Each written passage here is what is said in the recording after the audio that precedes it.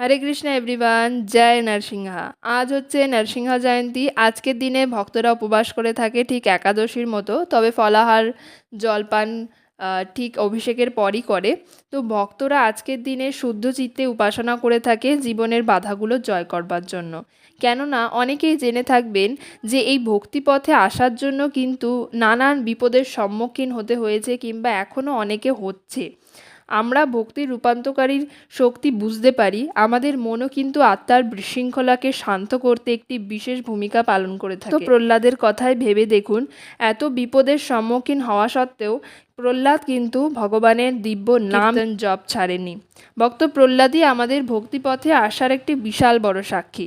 একবার ভেবেই দেখবেন সেই রকম কষ্টে কিন্তু আমরা নেই। ভক্তিপথটি সমস্ত পথের মধ্যে সর্বশ্রেষ্ঠ। নরসিংহ চতুর্দশীতে আমাদের সম্পূর্ণ আত্মসমর্পণের কথা মনে করিয়ে দেয়।